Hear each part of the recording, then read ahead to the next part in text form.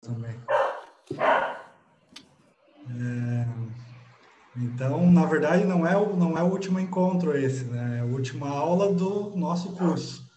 Mas a gente vai continuar se encontrando pelo WhatsApp e a nossa proposta é que as próximas turmas que a gente abrir, a gente vai tentar mudar um pouco o conteúdo, né? Mudar o olhar, né? Do que a gente quer transmitir.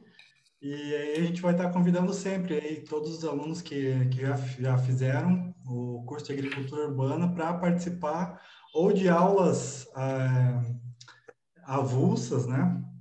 Sobre algum tema específico, algo que vocês tenham vontade de aprender, né? Ou participar de outros cursos também, né? Além de manter esse canal aberto, né? Porque uma vez que a gente já está se conhecendo por aqui, já estamos quase íntimos, né? Estamos vários domingos aqui à tarde se encontrando.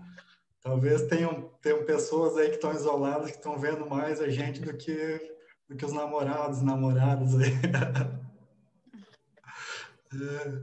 Então, que bom que vocês estão por aqui, queridas Ivana, Cláudia e Rama.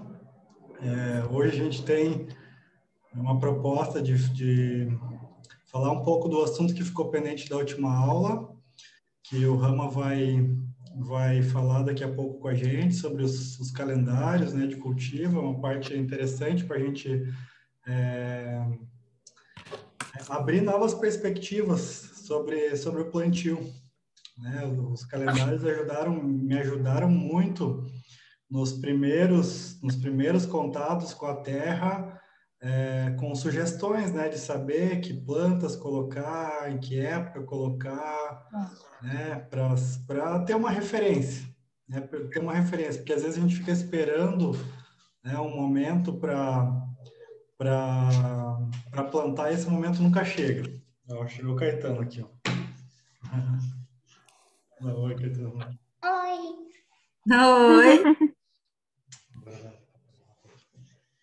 Com as mãos pro... E, e além dos calendários de cultivo, a gente vai falar um pouquinho sobre as espirais, sobre de onde veio essa viagem das espirais, né? Por que fazer tantas espirais? Né? O que tem nessas espirais para a gente aprender? Né? Então, vamos, quer falar alguma cosita?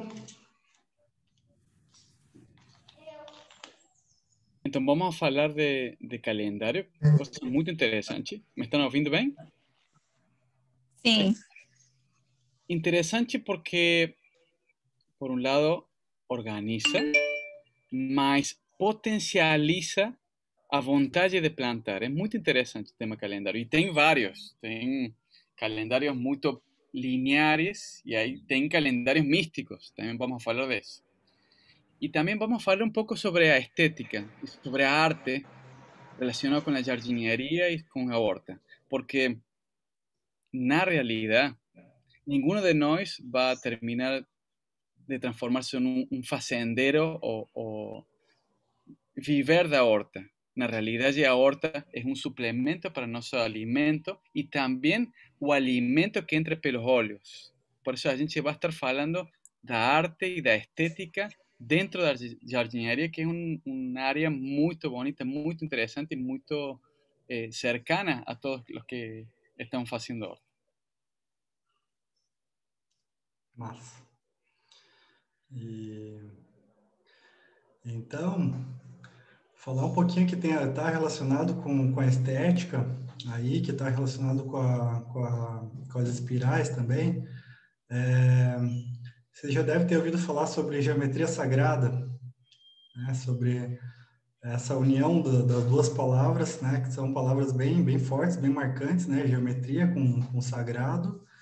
E claro que não dá para aprofundar muito, né, na aula por aqui, mas a gente vai falar um pouquinho. Eu trouxe um vídeo aqui que eu quero compartilhar com vocês, que é curto, sem palavras e para mim assim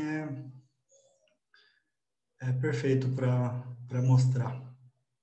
Deixa eu ver.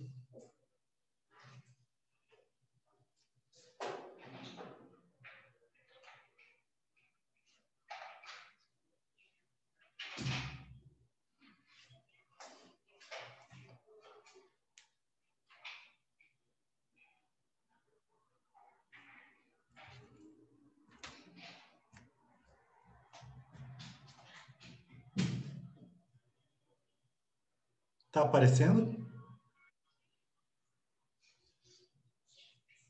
Estão conseguindo ver? Se tem áudio, eu acho que tem que compartilhar o áudio também. Tá, peraí.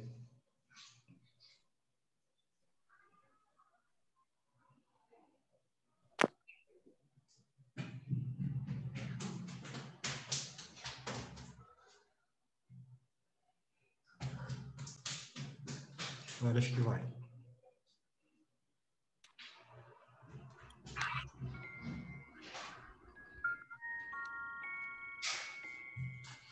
Por ahora solo pasó el audio, pero no el video. Ah, o vídeo saiu agora?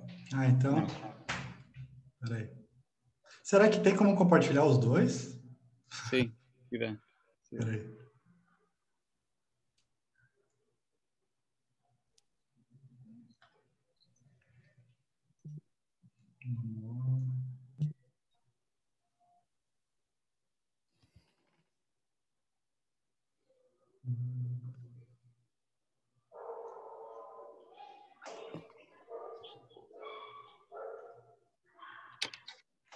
Peraí.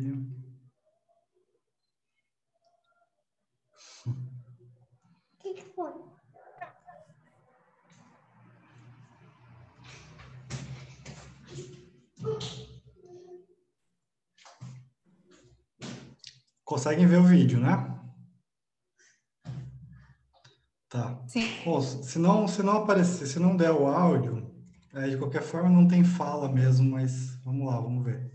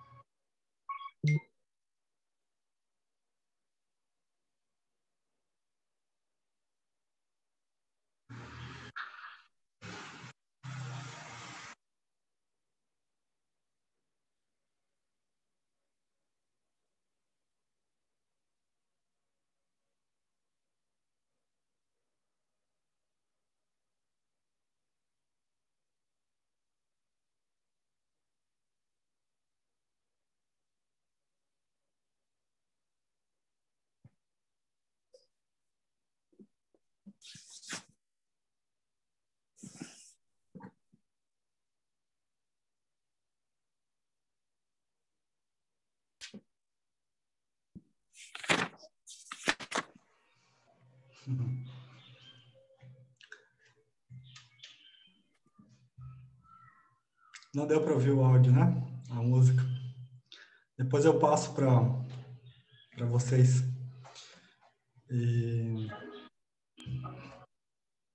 Espera aí que começou outro agora aqui.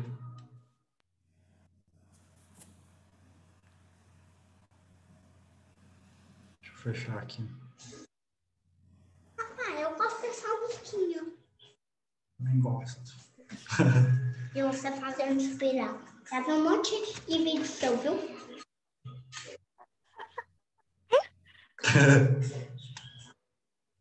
Figura. Pronto, fechou. Ó, chegou o André aqui. E nesse vídeo a gente tem um pouco dessa percepção dos padrões da natureza, né? De quantas coisas que estão na nossa vida, ao nosso redor, e que se repetem graficamente, e não só graficamente, mas sonoramente também. Quem gosta de ouvir os pássaros cantarem, com certeza já percebeu padrões entre os cantos de pássaros, né? Se repetem nos vínculos, muitas vezes, que temos, né? Com pessoas, às vezes a gente não tem a impressão de que parece que a gente repete algumas coisas, né, na nossa vida, a forma com que a gente se relaciona com familiares, com amigos, a forma de pensar, os caminhos que a gente vai. A gente está... Ó, chegou mais. Ana Paula. Bem-vinda, Ana Paula. E esses padrões que se repetem, assim, tem algo, né? Tem algo aí para nos mostrar. Então, se repetem tanto, com certeza tem alguma coisa importante por trás disso. Eu trouxe mais umas imagens aqui.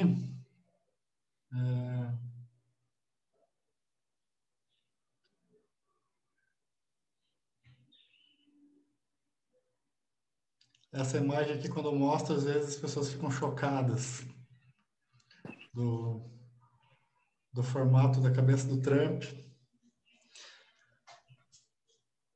que tem a proporção aí a proporção áurea, né?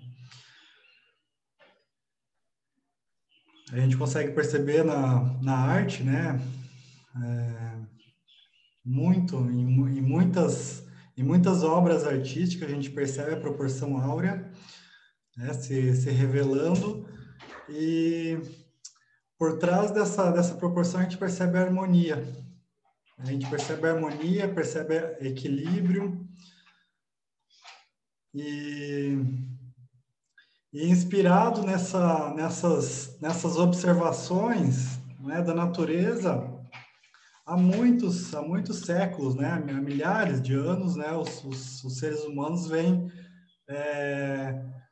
tentando se aproximar, né, tentando se aproximar dessa perfeição que é a natureza. Então, especialmente as comunidades indígenas, né, fazem há muito tempo trabalhos, né, com bioconstrução, né, para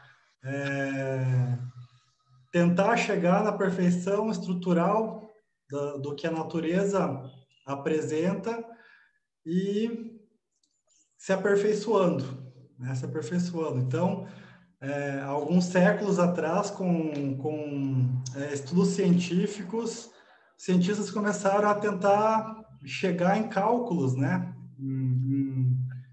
para poder explicar isso.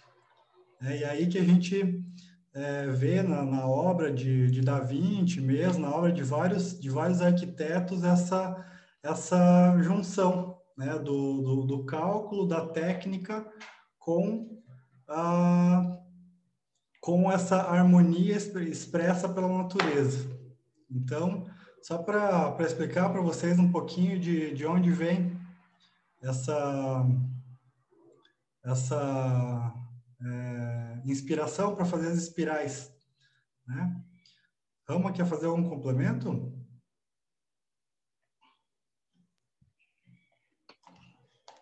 Sabes que es interesantísimo observar en los pequeños detalles, en una planta. A planta es muy obvio, ¿no?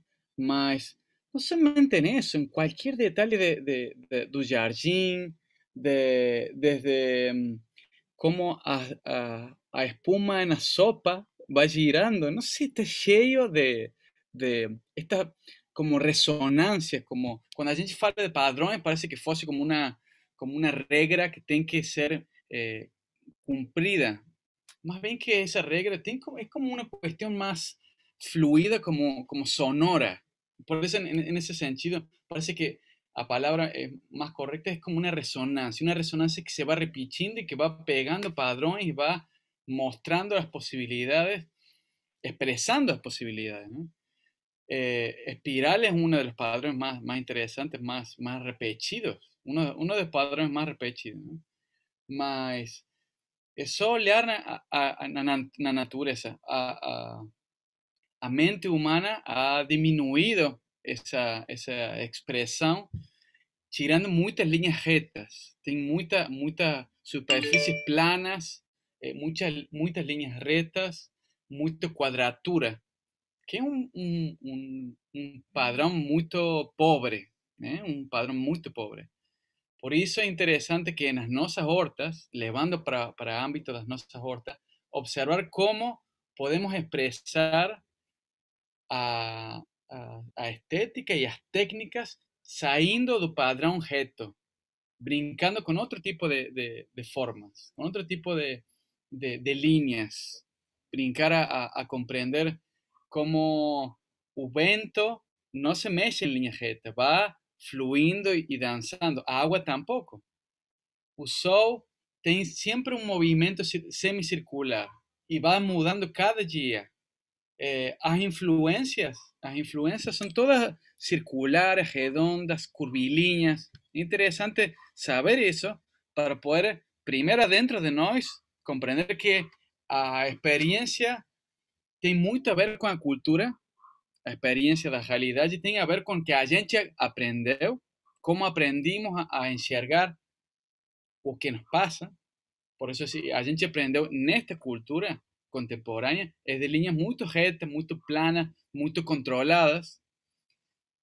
A linha curva, o curvilíneo é mais impredecible, é mais misterioso. Por isso é interessante primeiro fazer uma mudança dentro de nosso olhar e depois ir experimentando como afeta na minha realidade algo tan simple como mudar un cantero, por ejemplo. De un cantero reto a hacer un espiral. De un cantero reto y rectangular a hacer circular. Brincar con eso.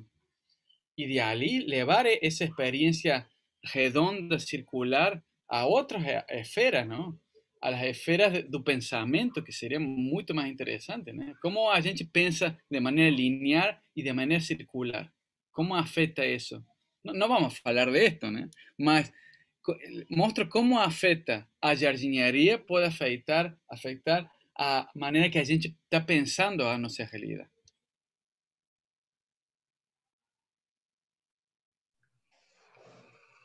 É isso mesmo.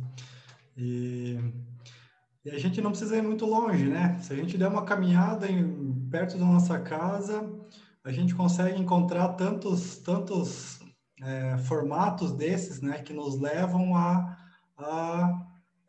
desenvolver um outro senso estético.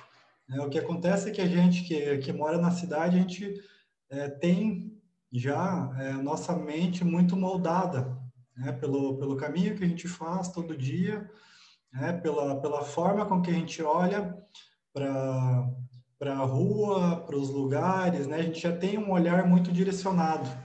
Então, quando eu comecei a pesquisar um pouco mais sobre geometria sagrada, comecei a observar mesmo as formas orgânicas e tentar trazer isso para a realidade,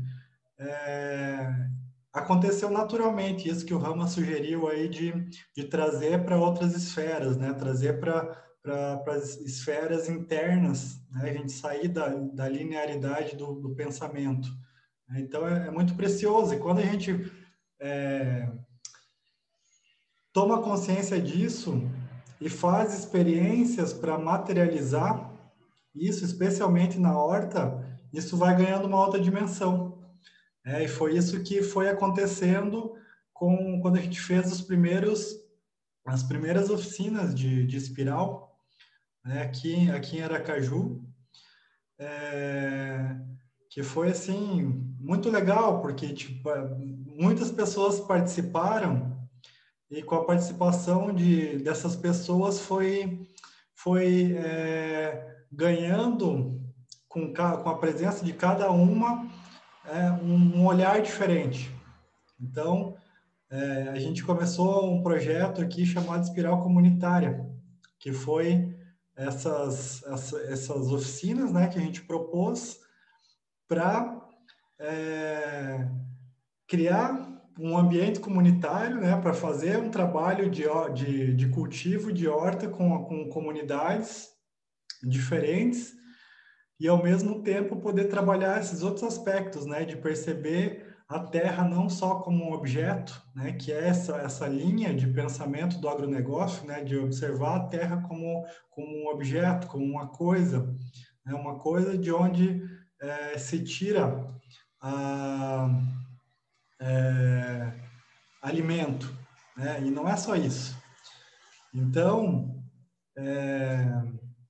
trouxe aqui umas imagens para vocês verem também de algumas dessas oficinas. Deixa eu achar a pasta aqui.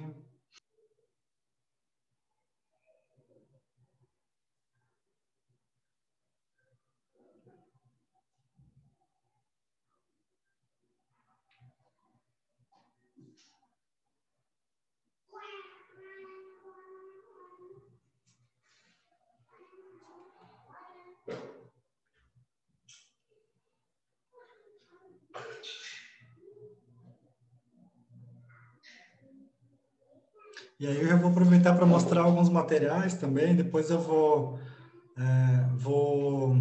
detalhar tecnicamente assim como a gente constrói uma espiral, mas enquanto eu não passo esse vídeo, eu vou mostrando para vocês aqui a diversidade que tem de materiais.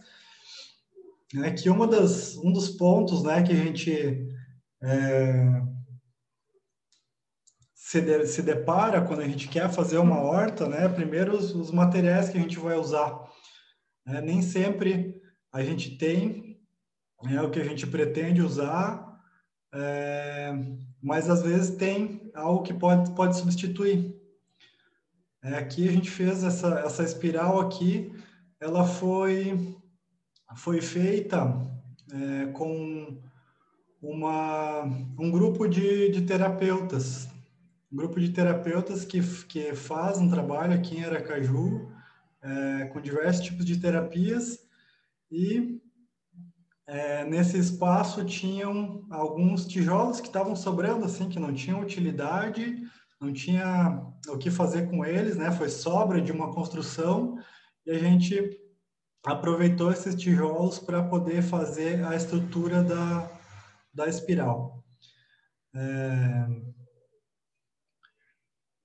Chamamos a vizinhança, né? Fizemos uns panfletos, assim, bem à mão mesmo. Algumas crianças pintaram também, alguns dias antes a gente fazer, né? Para divulgar que a gente ia fazer um trabalho na horta.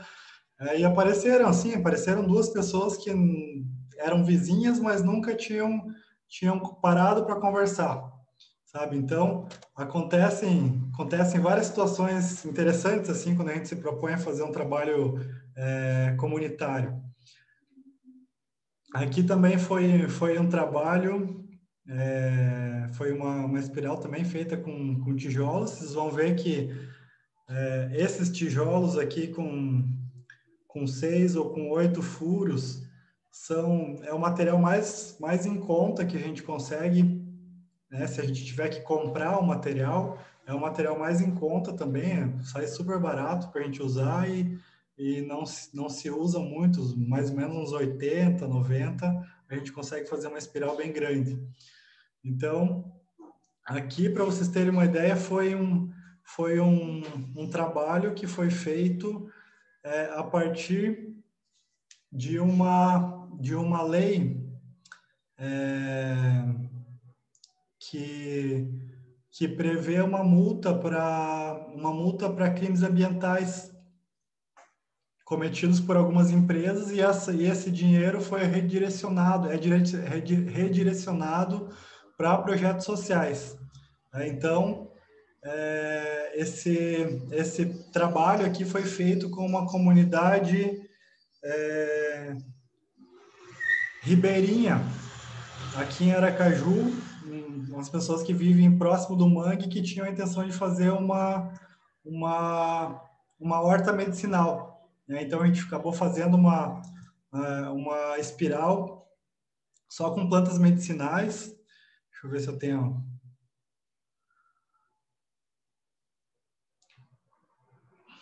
Pai, deixa eu mandar alguma coisa pra mamãe. Uhum.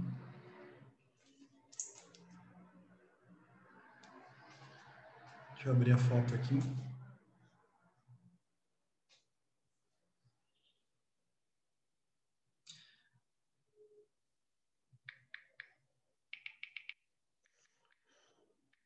Então, tinha mais ou menos umas...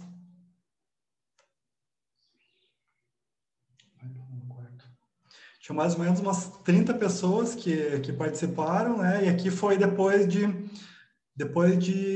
2 meses que a gente fez o plantio, como estavam grandes as plantas. Então, aqui, junto com essas, cada carinha que vocês estão vendo aqui, ó, dessas senhorinhas, tinha uma sabedoria, né? Então, tinham mulheres dessas que sabiam o nome de plantas aqui que eu não fazia nem ideia que existiam, né? E elas sabiam como preparar o chá, como plantar, né? Como cuidar. Então, foi muito interessante poder observar essa dimensão, né? que tomou, né? O trabalho de ter a diversidade, né? De ter 30 e poucas pessoas, quase 40 pessoas ali, cada uma com uma experiência, cada uma com uma sabedoria, podendo somar, né? Podendo aportar no conhecimento de todos. Então, quando a gente se propõe a fazer um trabalho desse comunitário, surgem muitas maravilhas, assim. Olha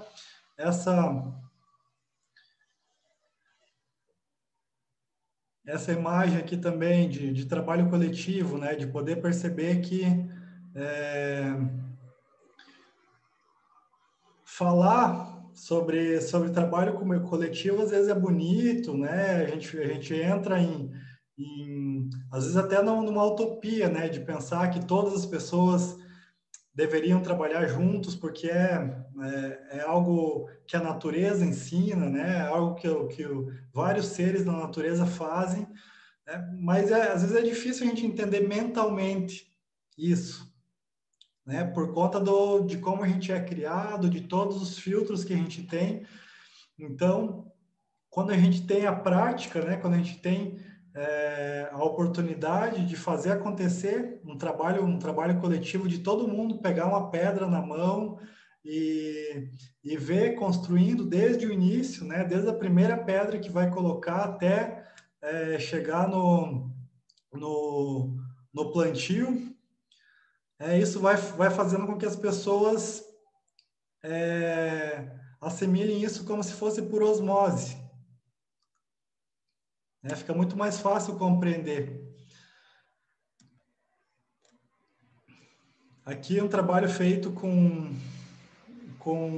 eucalipto cortado, também reaproveitado, né? Na verdade, o melhor material que a gente pode utilizar, né, para as espirais são os materiais que a gente tem ao nosso redor, né? Que às vezes também a gente não consegue ver exatamente como pode ser feito, né? Porque esses eucaliptos aqui, eles não estavam assim, né? Eles tiveram que ser cortados, né? Então, às vezes,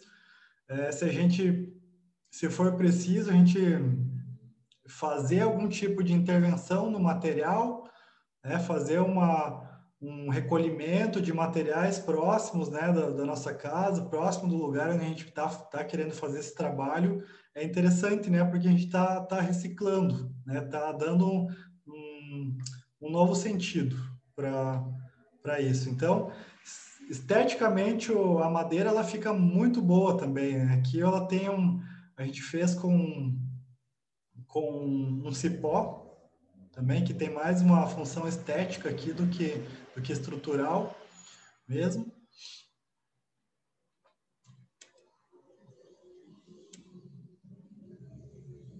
Aqui é um trabalho que foi feito numa escola, que também é muito bom a gente poder ter a presença das crianças fazendo o trabalho, porque é algo que elas vão assimilando desde cedo, né? Quando a gente, não sei se vocês tiveram essa experiência, mas eu tive essa experiência de crescer recebendo convite da minha mãe para colocar a mão na terra, para plantar. A gente cresce já com uma sensação de que é normal, né? Fazer trabalhos com a terra, fazer o plantio. Então, trabalho numa escola. Aqui já foi um dos cursos. Aqui também foi um curso em Aracaju, que a gente tem utilizado muito esses blocos aqui. Aqui é um outro ângulo daquela espiral que eu mostrei antes, que fez com eucalipto. Aqui é uma turma de Curitiba que fez o curso, a Cláudia que está aí, estava junto. Cadê a Cláudia aqui? Tá aqui. Ah, quer dizer, estou aqui de vermelho. Aqui, ó. E, então, trouxe algumas fotos aqui para mostrar para vocês um pouco das possibilidades, né, que a gente tem de fazer esse trabalho com a espiral. Porque a espiral ela não é só essa inspiração da natureza de fazer algo curvilíneo, né, como a gente tem falado antes, que traz um padrão mais harmônico, mas também tecnicamente ela tem os motivos, né, para que ela seja uma boa possibilidade de plantio. Então, quando a gente fez as primeiras espirais, elas foram assim cuidadas muito de perto. Assim, as 5 primeiras espirais que a gente fez aqui em Aracaju, elas eram assim cuidadas como nenês mesmo, assim, diariamente recebiam água, diariamente recebiam carinho, toque, as mãos, né? E esse tempo aí que foi mais ou menos uns 6 ou 7 meses, que é mais ou menos o ciclo que dura, né? Se a gente for colocar as plantas anuais, é mais ou menos isso, de 3 a 6 meses, né, que elas duram. Foi muito importante para a gente perceber tantas coisas que acontecem ali, né? São formados microclimas, né, dentro das espirais. Então, as espirais elas são como se fossem, se a gente for trazer assim para uma realidade urbana, são como se fossem condomínios, né? Condomínios de biodiversidade, né? Porque ali estão convivendo as plantas, estão convivendo insetos, estão convivendo fungos, bactérias, né? Vários seres estão convivendo ali e gerando harmonia e equilíbrio. Não mostrei nenhuma foto aqui, mas a gente fez a primeira espiral que foi feita com o convite do Rama, aí foi uma espiral de pedra. Lembra, Rama? Tem alguma foto por ali disso? Vamos encontrar por aí. Eu vou achar aqui. Depois tem alguma por ali.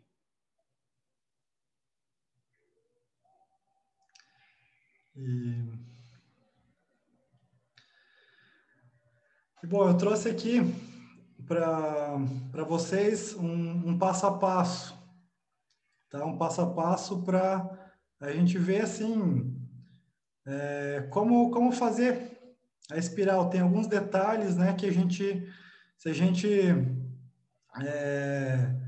fizer ela sem noção nenhuma, pode ter certeza que ela dá certo também, sabe? Porque elas são tão maravilhosas que às vezes eu tenho a impressão assim que elas são um ser vivo mesmo. Então, se a gente fizer ela com o planejamento, aí a gente vai estar aumentando a possibilidade, né, de ela ter um melhor desenvolvimento, né? Porque tem algumas plantas que gostam mais de chuva, de sol direto, tem algumas plantas que gostam mais de umidade, tem algumas plantas que têm a raiz mais profunda, né, que precisam de mais espaço para enraizar, tem algumas outras que têm a raiz mais superficial, né? Então, se a gente consegue fazer essa colocação das plantas no lugar ideal para elas, a gente aumenta a possibilidade de ela ficar mais bonita, né, de ela ficar mais vibrante. Então, deixa eu abrir aqui um vídeo que tem o meu ajudante Caetano aqui fazendo uma espiral comigo.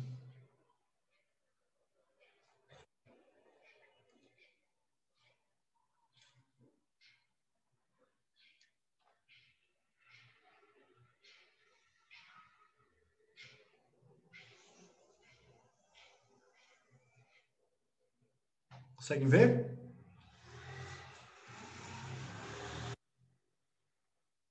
Dá para ver?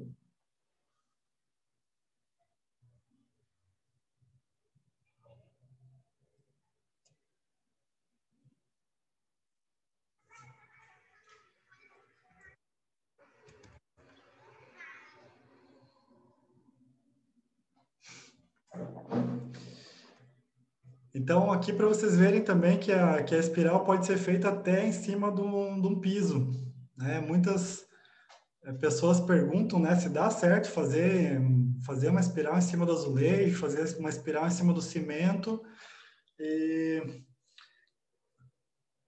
para eu poder responder, a primeira vez que as pessoas perguntaram, eu tive que fazer para saber se dava certo, né? E aí, com o passar do tempo, foram feitas algumas, a gente fez 3, assim, em cima de superfícies impermeáveis, e deu certo. Deu certo porque é como se fosse um vaso, né? Como se fosse um vaso gigante que a gente coloca e, claro, tem que ter uma forma de escoar, né, a água que vai que vai cair da chuva ou da nossa irrigação. Então, para isso é só não colocar cimento, né, nos tijolos, né? Então, aqui para a gente fazer a espiral, primeiro a gente tem que nos orientarmos, né? A gente tem que saber para onde fica o norte, e com essa informação de onde fica o norte, a gente vai colocar os outros pontos, né? Sul, leste, oeste, e vamos traçar um círculo, tá? Quando a gente chegar no terceiro quadrante do círculo, eu comecei aqui pelo leste, norte, oeste, sul. Quando chega no terceiro quadrante, a gente vai diminuindo o tamanho do círculo para dar o formato em espiral. Então, a gente pega o círculo inteiro como base. Essa distância de um ponto ao outro, a melhor distância é a distância do nosso próprio corpo, né? Então, a gente se posiciona no centro e abre os braços, né? Com os braços abertos, a gente vai ter esse tamanho, né? Essa dimensão da espiral.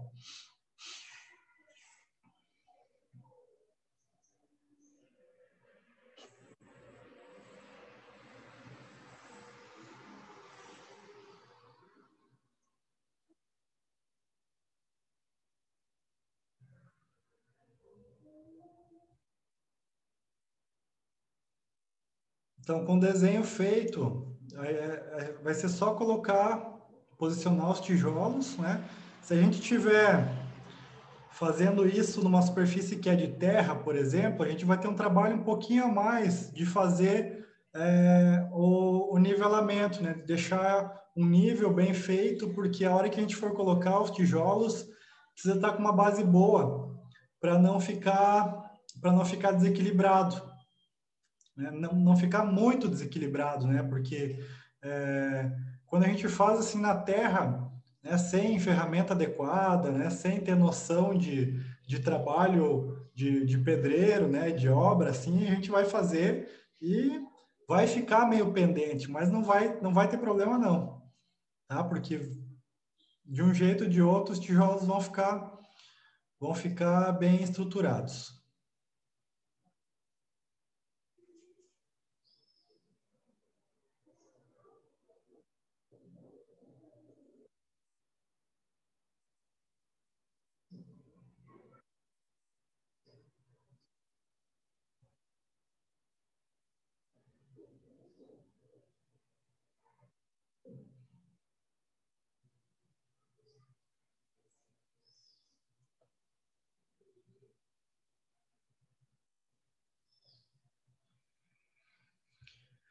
Então, um detalhe aqui interessante também é a gente perceber que quando a gente começa a colocar a segunda linha de tijolos, é bom a gente colocar o tijolo de cima no meio, né, entre o encontro de um tijolo e outro, tá? Porque aí vai dar mais equilíbrio para a estrutura.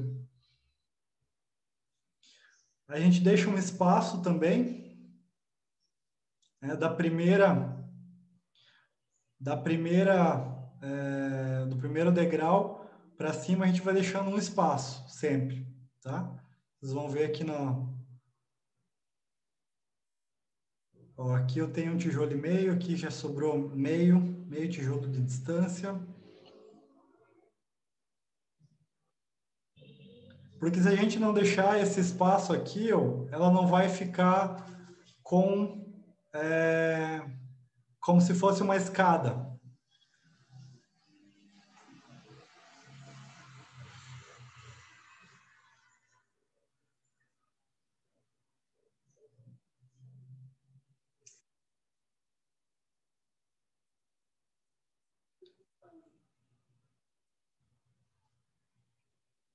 Então aqui a gente tem, para vocês terem uma ideia, a gente usou mais ou menos uns 240 blocos desses, tá? Para fazer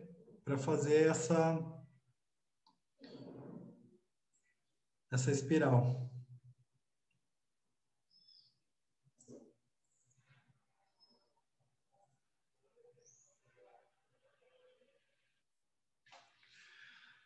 Aqui a gente colocou na parte de baixo, pode ser papelão, tá? A gente não tinha papelão, a gente colocou um outro material por baixo aqui para poder fazer a contenção da matéria orgânica, né? Para não ir tudo embora com a água, né? Então isso aqui ajuda um pouco a segurar a matéria orgânica, né? Quando vai chover, a gente vai irrigando, isso aqui ajuda. Pode ser uma lona também, pode ser um plástico.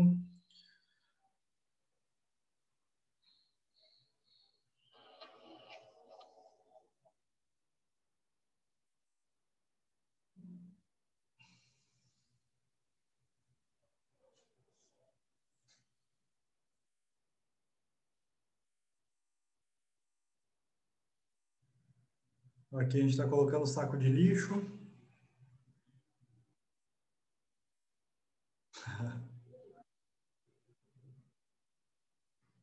Aí o Caetano precisa fazer sempre a magia dele aí para que o espaço fique consagrado.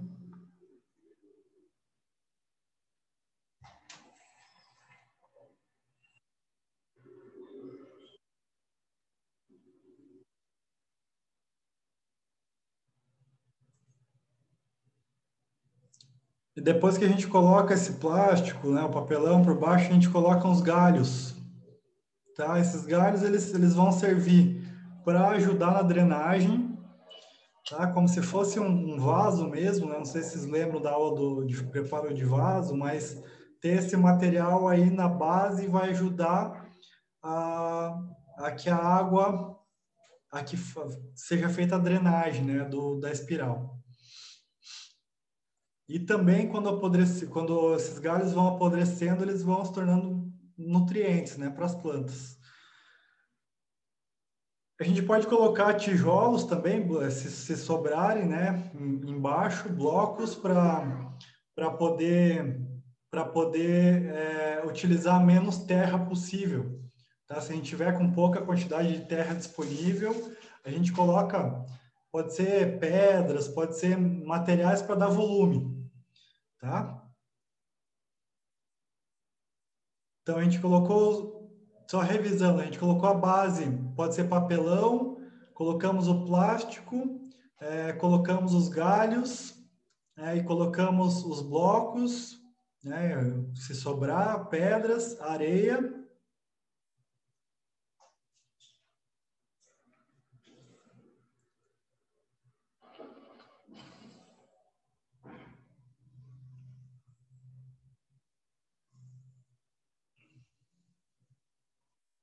E aí a gente vai colocar a terra preta.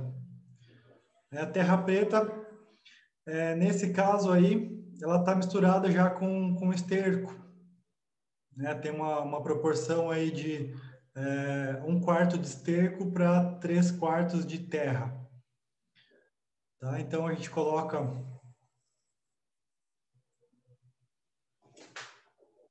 a terra preta.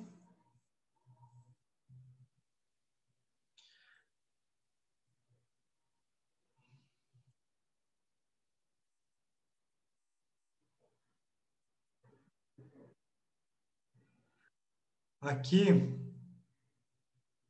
é um esterco de cabra, que é poderoso, esterco de cabra também, na parte mais de cima para poder dar uma nutrição para as plantas mais rápidas. Vocês podem ver que está bem esfarelado.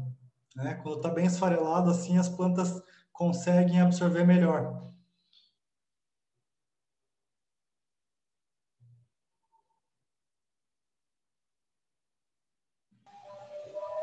E por último, o que a gente coloca é o substrato. Substrato, nesse caso aqui, o substrato tem humus de minhoca, tem pó de rocha, tem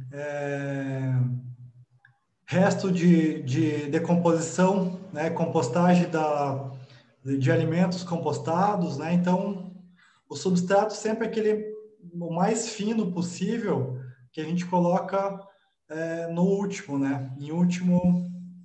Na última camada.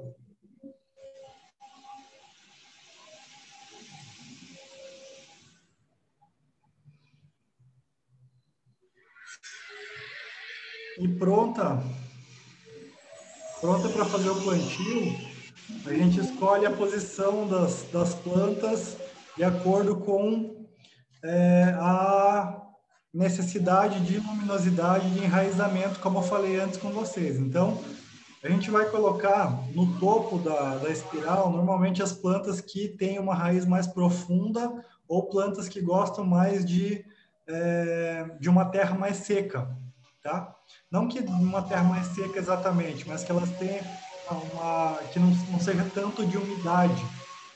Tá? As plantas que gostam mais de umidade, elas vão estar lá embaixo. E lá embaixo é onde toda a água que a gente colocar na espiral, com a irrigação que a gente colocar aqui em cima, ela vai escorrendo e a tendência é que ela fique lá embaixo. Né? Por ter a lona também embaixo, que é impermeável, então as raízes das plantas que vão estar aqui vão estar mais próximas da água, então elas vão se beneficiar disso. Né? Então a gente vai colocando as plantas, né, no topo, as que gostam mais dessas condições aí que eu falei, de menos umidade, né, que tem raiz mais profundas. Aqui, esse é um pé de gengibre que foi colocado não exatamente no topo, mas num lugar mais intermediário.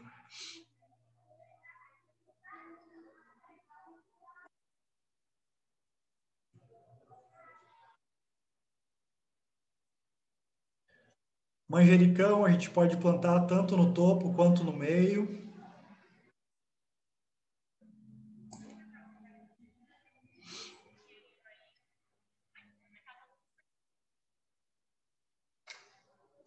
Olha aí o meu parceiro Caetano fazendo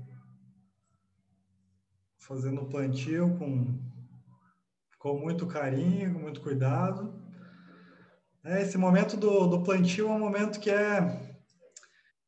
é muito bom, assim, porque todas as pessoas que estão participando, né, elas têm vontade de plantar. Então, é um momento que se consagra isso, né, de colocar as mãos na terra depois de ter feito o carregamento dos tijolos, de ter colocado toda a terra.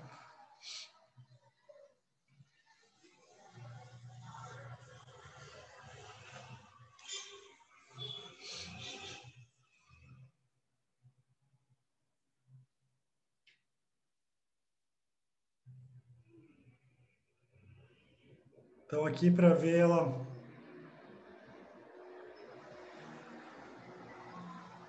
Depois de todas as plantas, olha, aqui eu tenho 1, 2, 3, 4, 5, 6, 7, 8, 9, 10, 11, 12, 13.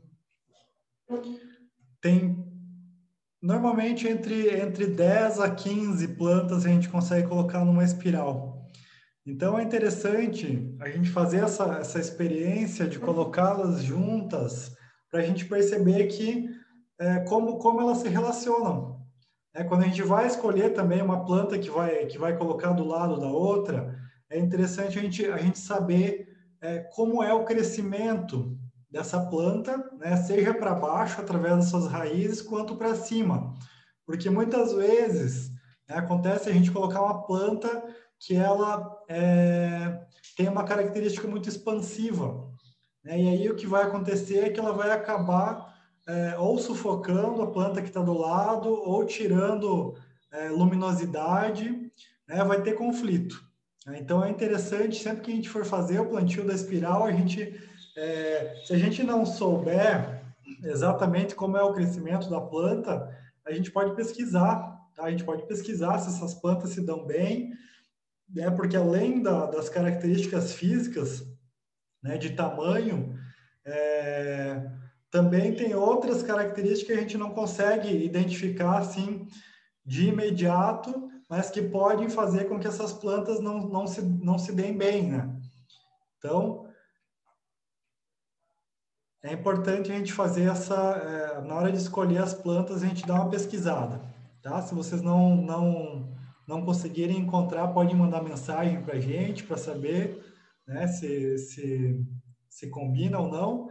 Mas vou falar uma coisa, é bonito a gente ter a experiência de observar também, sabe? Porque eu já tive isso de ler em algum lugar que 2 plantas não se davam bem a princípio e resolvi deixar para ver. Né? E aí, deixando, eu percebi que realmente uma planta era expansiva demais. Só que eu percebi também que se tivesse o meu toque ali, se tivesse as mãos de fazer uma poda, de fazer um cuidado, de fazer um tutoramento melhor, a situação poderia ficar melhor. Né? Então, tiveram algumas ocasiões que eu consegui harmonizar, né? Consegui fazer uma conciliação aí entre diferentes plantas.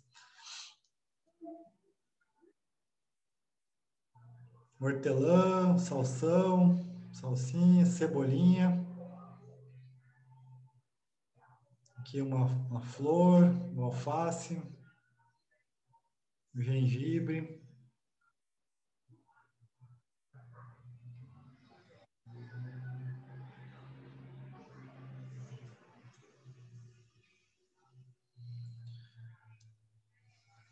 Então, com esse vídeo aí era para a gente poder ver assim, os detalhes mesmo de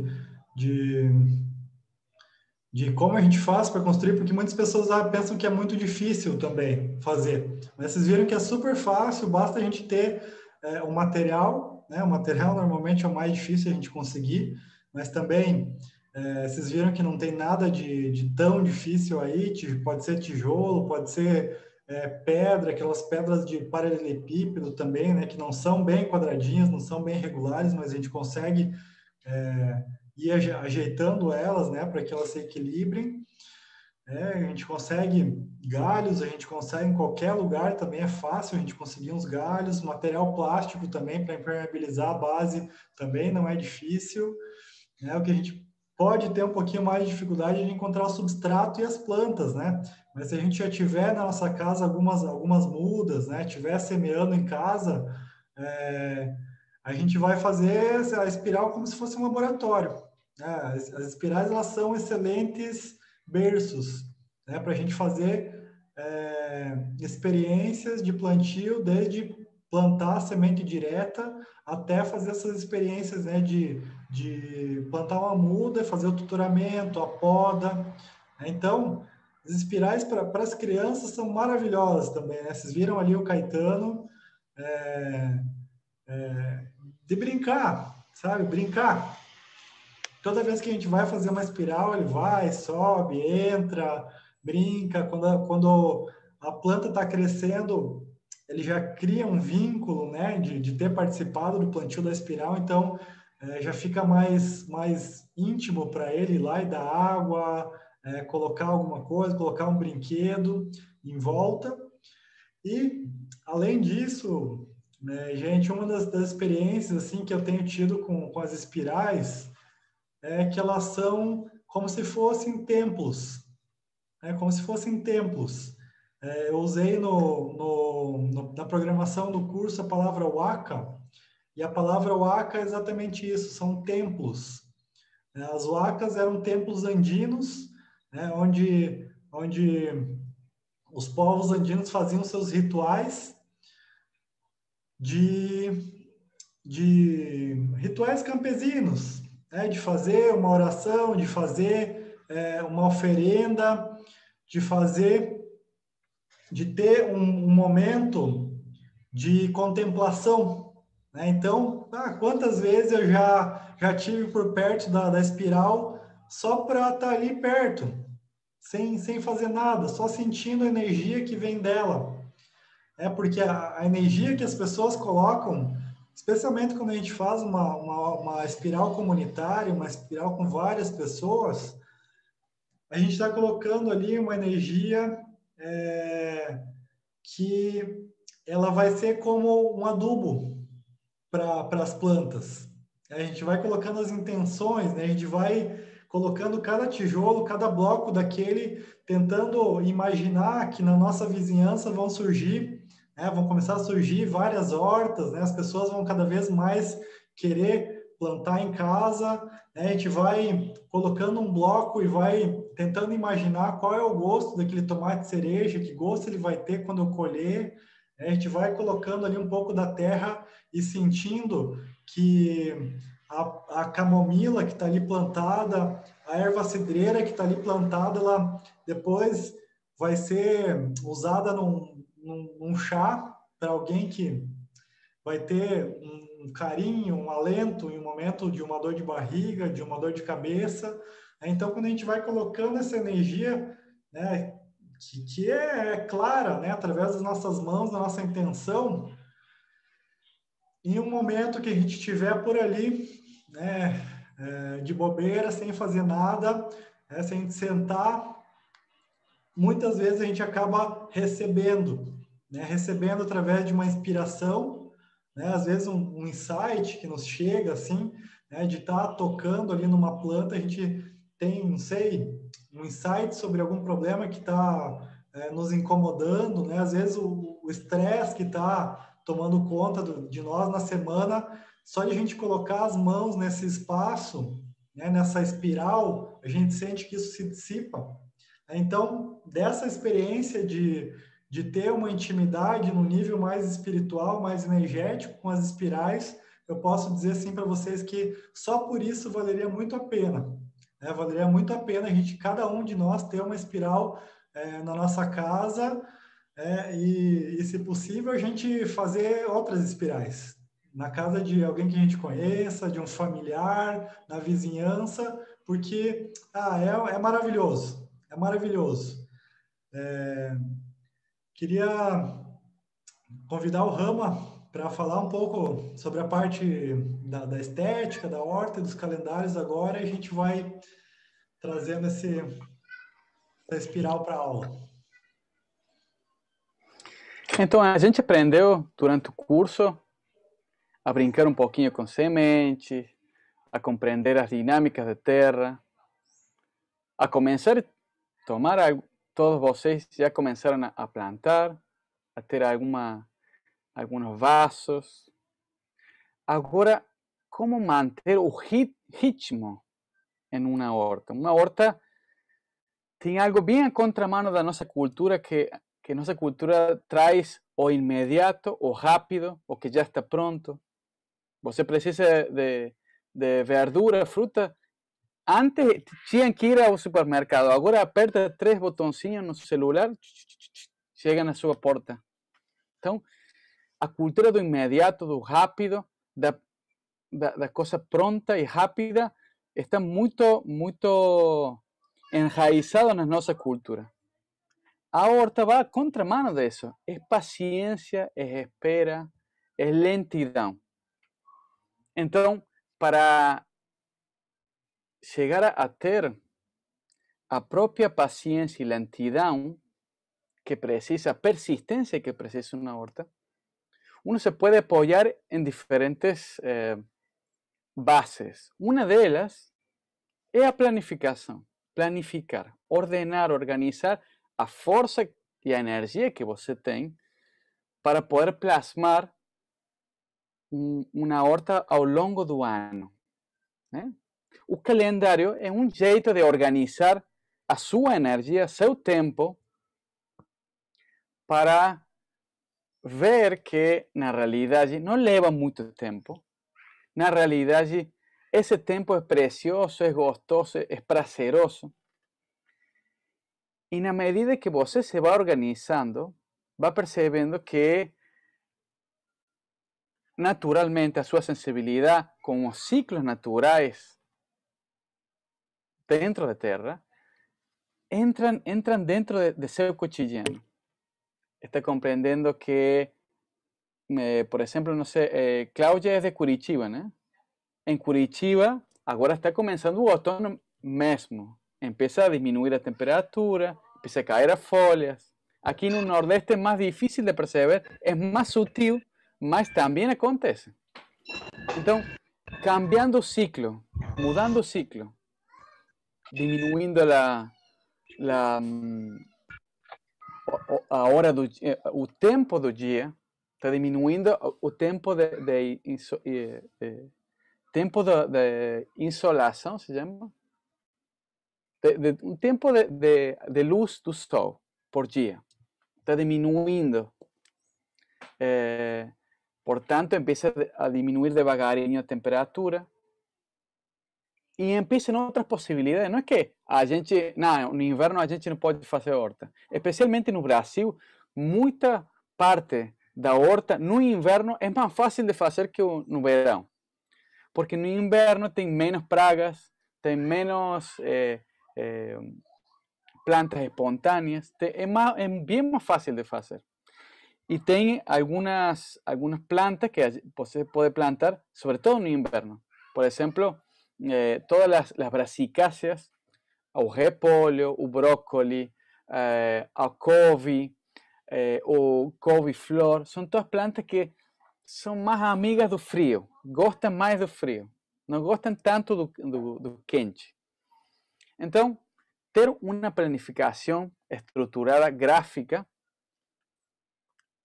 por exemplo, um impresso do ano com os tipos de plantas, quando se pode plantar, quando se pode colher, e algumas outras informações complementares que eu vou passar agora, ajuda a enxergar as possibilidades, ajuda a enxergar que você não só pode plantar alface, sino pode plantar tomate, pode plantar milho na época que corresponde.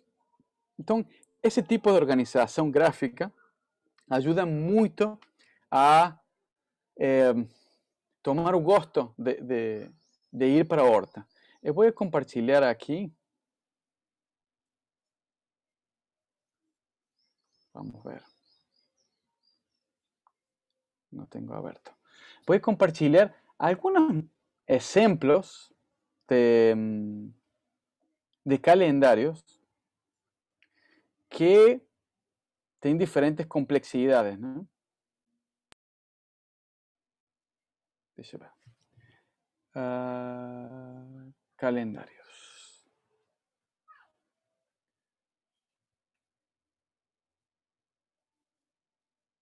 Vamos a ver este. ¿Vocês estão enxergando alguma coisa aí? Estão enxergando algo? Sim? Está em espanhol. Eu vou passar para vocês, mas o interessante é que tem muita informação aqui. Está cheio de informação. Por exemplo, tem uma planta aqui, a selga, onde diz a época do ano onde você pode plantar, quanto tempo desde o plantio até a colheita, que tipo de semeadura é, se sembra diretamente no vaso ou semeia diretamente na terra, quanto tempo demora desde que você semeia até que sai a plantinha, emerge a plantinha, se pode transplantar ou não pode transplantar, quanto de terra precisa em litros. Tem muita informação e ajuda a se lembrar de como se pode organizar, quanta quantidade de água. Eu gosto deste calendário porque tem muita informação. Se precisa de muita água, se precisa de pouca água. Se aqui, por exemplo, está falando irrigação cada 2 dias. Então, essa planta, cada 2 dias, você dá atenção. Pequenos detalhes para organizar o seu trabalho e dar uma guia a lo que você está fazendo. Este é um calendário típico, com muita informação, mas bem interessante. Tem outro calendário aqui, um calendário brasileiro. Está enxergando aí? Se vê alguma coisa? Que tem, por exemplo, feijão, banana, guaraná, milho, serihuela. Bom, são plantios de aqui do Brasil que também eu posso compartilhar com vocês. Aqui tem outro calendário diferente. É o calendário biodinâmico. Vou ver se a gente pode abrir aqui. Você está enxergando esse? Sim? Você vê? Bom. Sim, mas tá muito expandido. Tem que diminuir um pouco o zoom. Ai, agora como faço isso?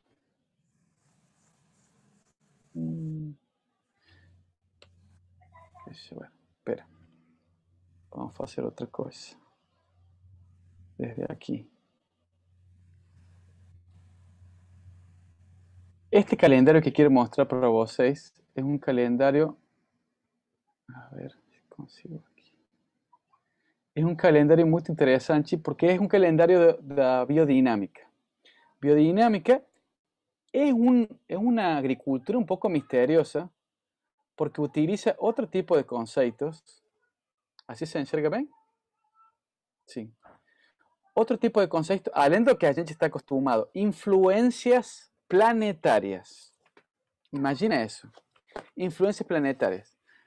A lógica da biodinâmica fala de que todo plantio e toda a vida na Terra, na realidade, toda a vida na Terra está influenciada por os fatores que a gente enxerga, não sei, o sol, o dia, a temperatura, o que a gente enxerga naturalmente desde nossa cultura, mas também tem influências sutis.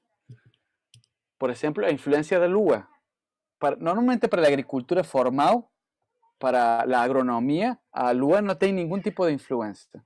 Mas todo campesino sabe que há momentos para plantar de acordo com a lua e há momentos para semear, para colher, para mexer a terra, de acordo com a lua, certo? A biodinâmica vai além disso e mostra como a influência dos planetas, por exemplo, Mercúrio, Sagitário, Marte Júpiter influenciam nos processos naturais das nossas plantas. A gente no precisa terminar siendo un astrólogo para compreender eso, mas o interessante do calendário es que mostra, por ejemplo, aquí janeiro, mostra un diseño de una florcinha, una folia y una florcinha. Eso está falando que desde las 8 da manhã hasta las 9 da manhã do dia 1º de janeiro dá para semear plantas que têm o propósito de floração. Desde as 9 da manhã hasta as 14 da tarde, olha que curioso, com horário e com todo. De 9 da manhã hasta 14 horas, ou seja, 2 da tarde, você pode semear plantas relacionadas com folha. E depois volta a flor, depois volta a folha, tem fruto, tem plantas que vão para baixo da terra, como cenoura, como batata. Tem momentos que não se pode semear nada, por exemplo, aqui o 13 de janeiro, desde as 5 da manhã até as 7 da manhã do dia 14 de janeiro, não pode semear nada.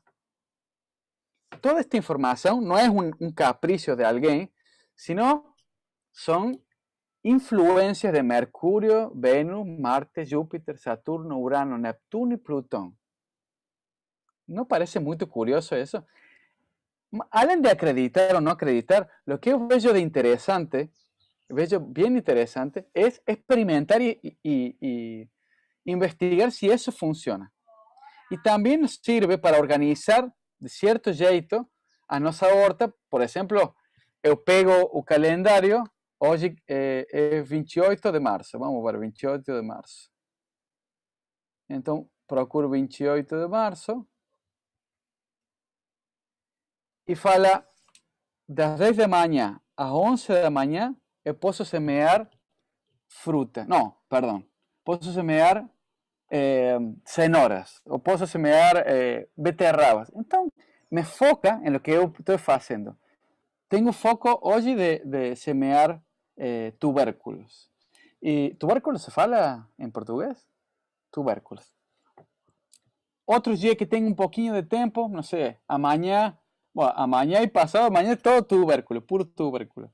Mas na próxima semana procurarei algum dia para semear flores. Então procuro o dia de flores.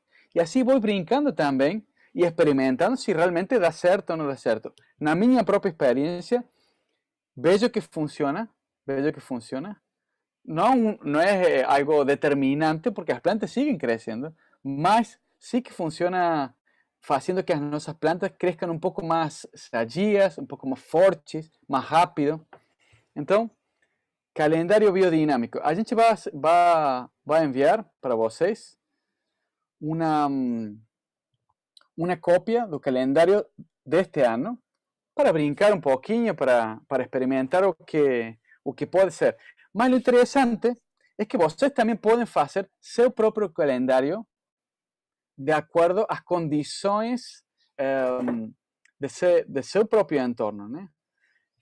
Organizando o ano, podem botar os meses do ano, podem incluir as épocas do ano, as estações, podem botar todas as espécies que vocês têm interessadas em incluir dentro da sua horta, o que você gostaria de plantar. E ali não se limite a solamente 4 ou 5 coisinhas. Bote muito, bote todo o que realmente se imagina que gostaria de semear. E depois vá pesquisando e marcando com alguma cor dentro de seu calendário em que época do ano funcionaria para seu clima, para seu estado.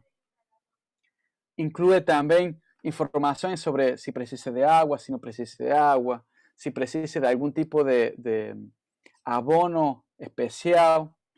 E também poderia incluir dentro desse calendário quais são as plantas que funcionam em associação, crescem bem com essa planta ou não. Então, com isso, é como uma planificação completa de lo que você pode e que não pode em que época do ano. Isso é muito interessante e também incluir dentro de um caderno de horta, toda essa informação.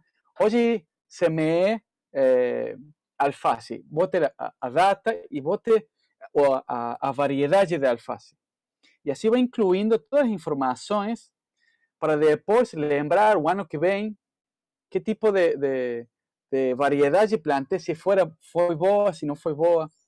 De certa maneira, se transformar em um científico da sua própria horta para também botar atenção a lo que você está fazendo. Então, calendário de horta pode ser bem interessante para incluir crianças de já adolescentes, gostam muito de organizar e de incluir-se dentro das planificações e botar um quadro bem grande aí no seu quartinho de ferramentas ou em algum lugar onde você possa enxergar, incluir todos os detalhes que possa se imaginar, né? E outro tema que a gente está querendo incluir na aula de hoje é respeito à estética. A palavra estética é interessante, né? Tem a ver com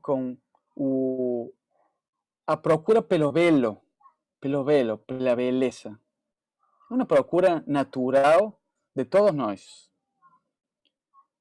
Na realidade, dentro de nossa cultura está a estética relacionada com a moda, relacionada com o superficial, mas também está a estética relacionada com a admiração com a beleza além dos padrões culturais, além do que a sociedade fala que é belo e que não. Além disso, todos nós temos esta capacidade de admirarnos, de estremecernos pela beleza, estremecernos por estar vivos y enxergar, sobre todo en ambientes armónicos. Y esta palabra armónico me van a falar, mas depende de qué você fala de armónico. Sí, con certeza que tem algum aspecto cultural, mas também armonia da própria Pachamama, da própria vida, expressando-se em plenitude. Quando a expressão é plenitude, tem uma certa harmonia. E vou a mostrar para vocês o que quero falar com isto.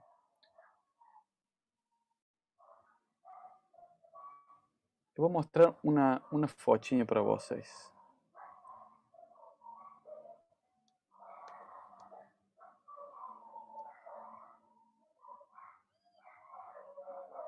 Se a harmonia depende de nossa cultura. ¿Se enxerga isso aí? Se enxerga bom, olhem essa imagem. Alguma pessoa me pode falar, olha, está todo bagunçado. Se der para reduzir o zoom aí também de novo, acho que não está pegando o quadro inteiro. Então vamos. Eu sei, já sei por quê. Porque tem que ser de outro jeito. Vamos lá. Então, aqui se vai compartilhar, perfeito. Bom, olhem nesse quadro. É uma foto bonita, mas você pode dizer, bom, isto é toda uma bagunça. Sim? Mas também pode falar, há uma certa harmonia de cores. Hay algo que está brincando con las profundidades. Olha aí uma profundidade, tem um arco, está como convidando a entrar en un espacio iluminado por trás. Todos estos pequeños detalles, alguien ya pensó. Olha aquí as pedrinhas que están mostrando un camino de un lado y de otro. Esta grama cortadinha así muy pequeña. Esta planchinha que se ilumina. Cada elemento pode ser natural, mas pode ser imaginado por todos vocês. O que estou falando é que a jardineria, a horta, tem um aspecto muito importante que é como alimenta nossa necessidade do belo, da beleza. todos nós precisamos de beleza, precisamos de admirarnos pela beleza. A beleza em diferentes formas, mas imaginem e enxerguem a sua própria horta como um espaço que pode contemplar beleza. Eu vou mostrar aqui outra foto.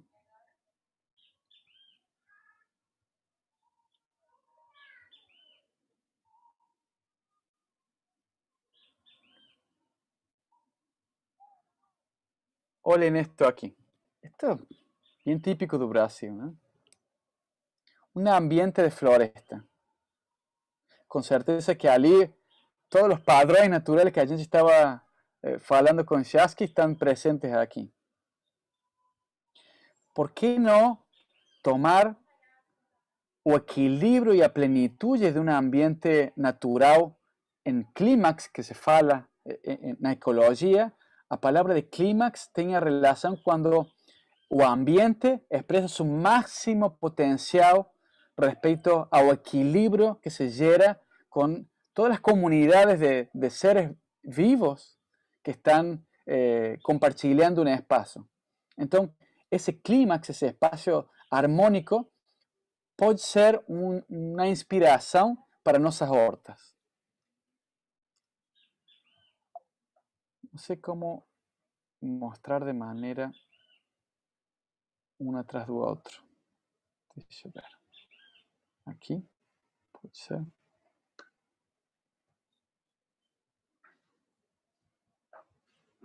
Aí se vê bem, Chaquito?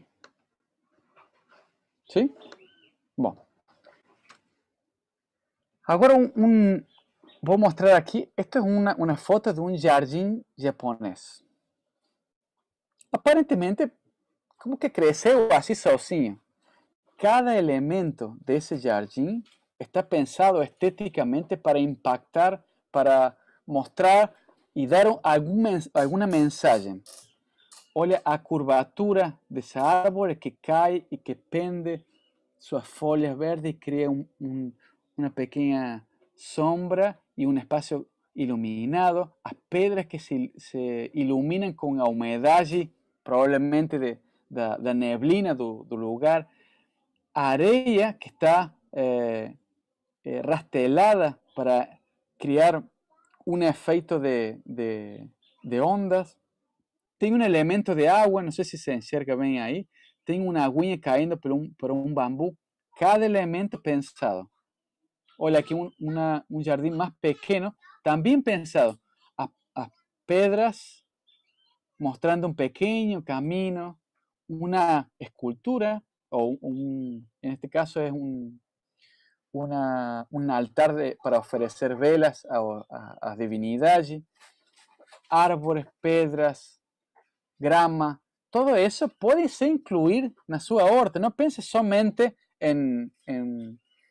na visão produtivista. Lo que agora estamos enxergando é como fazer que sua horta seja bela. Além de produzir, além de producir alimento, você pode pensar que a sua horta também pode ser um espaço de produzir beleza. Aqui outro exemplo, a jardineria japonesa é uma das mais sofisticadas porque tem a filosofia dentro da jardineria. Mostram espaços de vazio, espaços de conflito, espaços de choque. Todo está incluído en un ambiente metafórico, utilizando plantas, pedras, agua, o relieve, a paisagem também está incluída dentro do design do jardim. Este, por exemplo, é um exemplo mais típico de uma casa tradicional, moderna, mas que inclui espaços onde a natureza se expressa mais naturalmente. E isso quebra muito. É muito interessante porque quebra as linhas retas, quebra, por exemplo, se você tem ao redor de sua horta alguma parede, algo que contrasta demais com as plantas, você pode incluir algumas gramas altas, pode incluir capim santo, pode incluir uma erva que cresça com mais altura para quebrar ese padrón tan plano y tan reto y tan poco estético de una pared. Este, por ejemplo, que vocês están enxergando aquí, aparenta algo natural. Este es un jardín japonés con una grama trazida desde Argentina, levada para o Japão, para criar um efeito como uma maré do vento batendo nas gramas, e as pessoas vão caminhando. Aqui tem o caminho desse jardim. As pessoas vão caminhando só enxergando o vento batendo na grama. Um efeito. O jardim também tem um sentido de criar um efeito. Por isso é tão gostoso quando nossa horta está equilibrada, está produzindo. Levar pessoas, as pessoas se admiram pelo efeito que cria a abundância de flores, de frutos, de ervas, todo isso junto, criando uma sensação de certa maneira, como lembrar o jardim de Edén dentro de nós. Acontece quando os nossos jardins entram em plenitude. Aqui, por exemplo, também, simplesmente gramas, não tem nada de estranho, são gramas crescendo e um caminho. Esto así de simple también crea un efecto de armonía. Aquí, por ejemplo, un efecto de estético a gran escala, que es un Machu Picchu en Perú, es un gran espacio estético, ¿no? Un espacio pensado estéticamente para producir alimentos. Cada una de estas gralles producía alimentos, cada una de esas patamares tenía un sentido estético y productivo a la misma vez. Y también, con certeza, que los jardins son reflexos de nuestras propias sociedades. Aquí, por ejemplo, un jardín victoriano respondía a los conceptos, a filosofía, a necesidades estéticas de la época de la burguesía europea, ¿no? Aquí, por ejemplo, otro, donde siempre tem un castelo por trás, una casa, una mansión gigante, y los bordes muy claros, os jogos de cores también con ciertas normativas. Aquí, por ejemplo, una horta que tem algunas líneas retas. No estoy hablando en contra de las líneas retas, simplemente que vocês possam enxergar otras posibilidades. Por ejemplo, aquí es una horta que es en tipo mandala, mas tem un cierto control, ¿eh? Los caminos están bien marcados en líneas rectas, como en un diseño de un sol, y en el centro tiene una fonte. Es una estética interesante para brincar también en sus propias hortas. Aquí también un mandala bien bonito, visto enxergado desde cima. Tem como rayos do sol no centro y un centro vacío, que puede ser un espacio de sentarse para un piquenique, por ejemplo. Otro mandala. Los mandalas son muy interesantes porque atraen mucho y pueden brincar mucho con las posibilidades de curvas. Aquí otra posibilidad. Também podem ingressar dentro da sua própria horta elementos diferentes. A gente eu acredito que já passamos uma aula com isso, mas eu me lembrava que esta imagem é muito interessante, de um lixo transformarse em um espaço de cultivo. E não só cultivo, sino também de beleza. É importante quando uno recicla materiais, também enxergar se esse material traz beleza ou traz desarmonia. Depende o jeito de usar esse material, pode terminar sendo algo muito belo ou algo distoante com o resto do entorno. Por isso, o que a gente está tentando trazer para você é a possibilidade de enxergar como pintores, como desenhadores de um quadro que é a sua própria horta. Por exemplo, algumas pedrinhas que podem estar caídas y haciendo entulio de lado, se pueden transformar en esto se llama apacheta, en los Andes se usa mucho, es como un espacio ritualístico y que puede terminar trazando también un elemento interessante dentro da sua horta. Então, pensar as suas hortas como espaço de beleza para comer beleza, para que vocês possam enxergar como o vento, o sol, as sombras, a paisagem que está em volta, todo comulga dentro da sua horta e termina convirtiéndose em um espaço para brincar e para ir enxergando como a beleza pode ir transformando seu próprio apaixonamento pela sua horta, pelo seu jardim. Aqui na Casa Intihuatana temos sempre a visão de que quando uno planta, também está plantando cierta beleza, está plantando un elemento que termina de combinarse con el resto de lo que está aconteciendo. Entonces, importante sentir como este cuadro vivente, cuadro vivo que es a nuestra horta, se transformar en diferentes colores, posibilidades, flores, desear que algunas de nuestras verduras o legumes terminen floreciendo. Ya falamos un poquito, yo creo que falamos de que algunas de las flores das verduras son maravillosas, desear ellas florecer.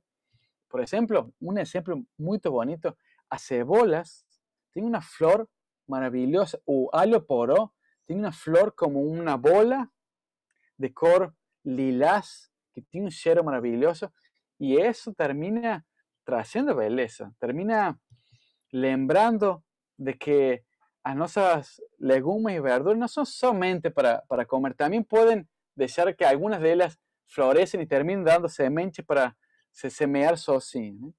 Então, finalmente, a mensagem é que a horta termina sendo um espaço onde você pode derramar sua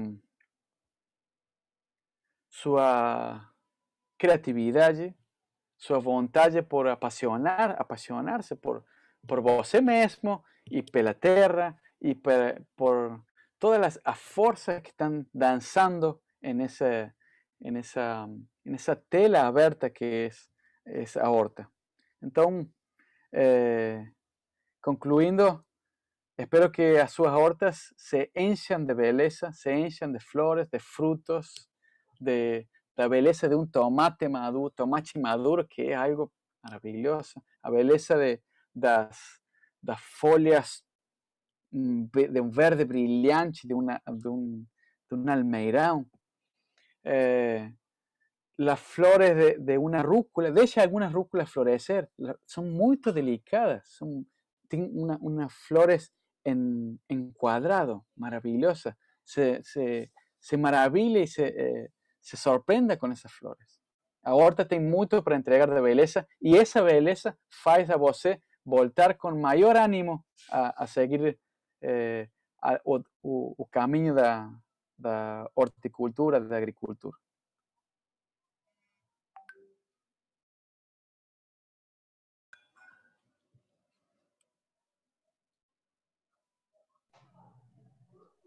Acho que perguntar se alguém está com alguma dúvida, quer perguntar algo também, comentar. Hoje ninguém falou quase nada sobre isso. Cláudia tem que perguntar alguma coisa. Senão, não fechamos. Não dá para encerrar a aula sem uma pergunta minha. Deixa eu pensar aqui alguma coisa.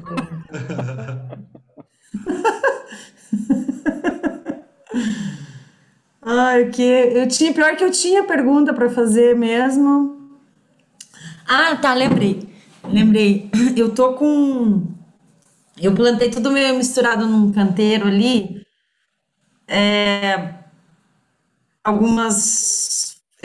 Tem beterraba, tem brócolis, tem repolho, mas eu plantei umas batatas doces. Eu nunca tinha plantado batata doce. Eu não sabia que ela se espalhava assim tanto. E assim, eu tô será se eu deixar ela pelo meio das outras, ela não vai dar problema? Porque é brócolis e repolho, daí eles não vai ter problema se as ramas entrarem pelo meio dessas outras, não, né? Batatinha, quando nasce, espalha a rama pelo chão. Sim, mas eu não fazia ideia. Eu não fazia ideia o quantas ramas elas soltavam. Nenenzinho, quando dorme, põe a mão no coração. Não é assim a música? Ah, querida, mas é assim mesmo. Quando a gente começa a fazer as experiências de cultivo, a gente vai se deparando com o inesperado. Assim, e para mim isso é a maior maravilha que existe, porque faz a gente entrar num estado de surpresa de uma criança. É claro, a gente pode se estressar e ficar bravo com o canteiro e arrancar tudo, mas não vai adiantar nada. A melhor coisa é a gente observar mesmo, né, e ir aprimorando, né, aprimorando. A batata ela espalha muito mesmo e ela vai crescendo por baixo e tomando espaço por baixo que a gente não vê também, né? Então é interessante fazer o plantio dela em um lugar que esteja só ela, né? Ou com outra planta que não tem uma competição. Eu pensei, o que que eu pensei assim, porque ela tava num terço do canteiro meio que só para ela, mas ela já tá avançando para os outros espaços, mas assim, como é brócolis e repolho e beterraba, eu acho que logo eu consigo colher eles e aí eu posso ir deixando esse espaço para batata, né? Que ela tá avançando. Pues, perdón, Chaquito, solo voy a entrometerme un poquito. Mi experiencia es que la batata avanza, mas você dá uma olhada como estão respondendo às outras plantas. Eu vejo que o repolho repolho e brócolis, falou? Isso. São plantas muito fortes. Só assegura un abono de brócolis, del brócolis esqueça a batata vai ir crescendo sozinha, esqueça. Só cuide do repolho e do brócolis. Abone eles e assegure que eles estén com nutrientes ótimos. Pronto. E esqueça. E eu lembrei outra coisa que eu queria perguntar também. Você estava falando ali na hora do aspiral de fazer uma proporção de 1/4 de esterco para 3/4 de terra, né? Eu tive recentemente o meu pai, ele trouxe esterco do sítio, que é esterco de carneiro, ele soltou direto em cima, assim, isso não tem problema? Tipo, ele jogou direto, assim, sem misturar com terra, com nada. Do que é? De carneiro. Assim, dependendo do que está plantado, do estágio que está plantado. Se teu pai fez isso, provavelmente ele já deve ter feito isso antes, né? Então, assim, não é recomendado você colocar direto se a planta estiver numa fase mais nova, né? Porque aí ela pode receber um impacto, né? De muito, até o calor, né? Porque se você coloca direto o esterco, ele tem, se ele não tiver tão curtido, se ele tiver meio fresco ainda, ele vai liberando temperatura e isso aumenta muito a temperatura. Aí, dependendo se tiver muita umidade, muito quente, isso pode favorecer fungos, tá? Mas se a planta já tiver crescida, for resistente, não tem problema não. Tá? Essa proporção que eu falei de 1/4 do esterco é uma delas, né? Você pode fazer outras experiências. Normalmente eu coloco 1/4, porque eu já fiz experiências assim e vi que é uma proporção equilibrada. Beleza. Também Obrigada. tem que ver se o esterco estava fresquinho ou já estava um pouco madurado, ficou muito tempo, não sei, em uma pilha, ficou lá, não sei, um mês e meio. Aí está mais fácil, está mais tranquilo. Se é um coco fresco, tende a fermentar e a criar esse aumento de temperatura e também libera muito nitrogênio que pode queimar as plantas novas. Por isso é interessante de cuidar. Tá. Ah, e por último, Viu? Já abrimos a porta e já... Viu? Eu não ia perguntar nada a você. Assim, eu tenho uma cachorra aqui e ela é uma cachorra grande, então as fezes dela são volumosas também. E eu queria, tem um jeito, eu sei que tem um jeito de compostar fezes de cachorro, né, para usar que eu não queria. A gente já teve este discurso, este debate. O problema do cocô de cachorro, você pode compostar. O problema é que os vermes que potencialmente pode ter um cachorro, também a gente os compartilha, os mesmos vermes, certo? Então, se você está usando esse compost para botar na horta e depois come, pode estar ciclando os vermes do próprio cachorro. Então, não é nada recomendável usar o compost de cachorro para a horta. Se você tem um quintal e tem umas árvores aí que é um mato que cresce sozinho e que ninguém vai ir mexer a terra, pode botar nessas árvores. Incluso frutíferas que não estén muito, que os frutos não estén perto da terra. Se uma frutífera que, não sei, o cajá que cai na terra pode cair no cocô, não é bom. Mas o tema é os ovos dos vermes, que se chamam... Como se chama? Ai, não me acuerdo. Son unos ovinhos que resisten cualquier tipo de tempo, quase como 3, 4 anos, os ovos dos vermes, e que terminam entrando dentro de nós. Então, não é nada bom. É o mesmo com esterco humano. Também se poderia fazer. Mas, o mesmo tema. Não pode usar na horta. Nunca use cocô ni de gato, ni de cachorro, ni de humano na horta, porque compartilhamos os mesmos vermes. Tá, mas como é que eu posso fazer para, tipo, deixar ele em algum lugar e ele para não ficar ali, porque, que nem o meu... A gente coloca dentro de um pacotinho e vai pro lixo, porque não tem onde pôr. O meu pai, ele tira da grama e joga no canteiro ali, e fica ali no canteiro decompondo.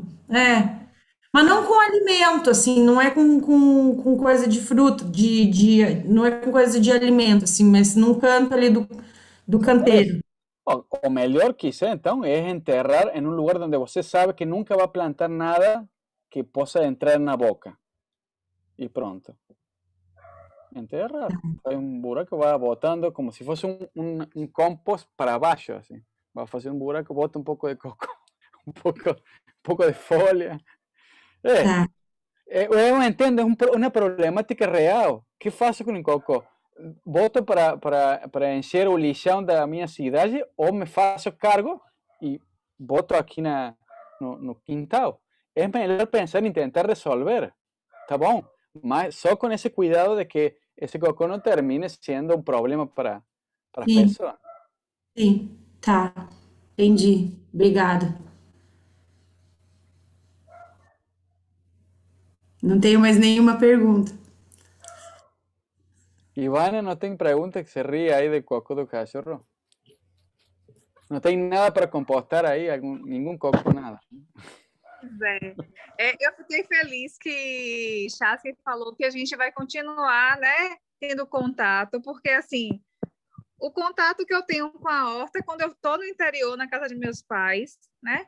Eu estou ainda no processo de aquisição de um apartamento, né, que é um sonho, com um jardim, com ter uma varanda para que eu faça meu jardim e minha horta.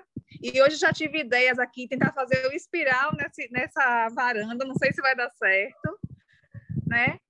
Mas eu vou precisar de suporte posteriormente, e eu sei que as dúvidas vão surgir, e espero que a gente continue se falando para estar tirando essas dúvidas com vocês. Com certeza, com certeza. Vamos estar. Compartilhando as dúvidas e os aprendizados, né, Ivana? Porque Sim. O aprendizado é contínuo, né? A gente percebe nos grupos que se mantém depois dos cursos, assim, que cada um de nós acaba tomando gosto por algo relacionado à agricultura, horticultura, às abelhas, né? Foi maravilhoso, a gente está com Sim. febre com a aula das abelhas, e a gente vai, dentro do caminho que a gente vai escolhendo, a nossa tendência é a gente ter e se desenvolvendo, né? Aprendendo com outras pessoas. Os grupos servem justamente para isso, para a gente compartilhar, né? Compartilhar como sementes mesmo, né? Essa sabedoria, esse conhecimento, né? O carinho também, né? De mostrar uma colheita, né? A gente recebe sempre fotos de colheitas das nossas alunas, né? E é muito bom, muito bom. Então, vamos sim continuar. Trocando figurinhas.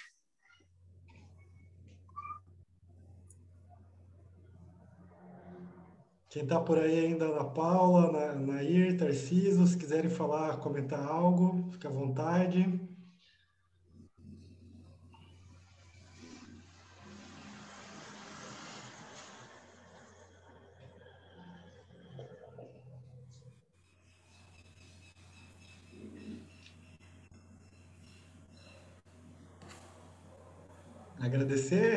Agradecer muito a vocês, então, por essas semanas, né, de encontro.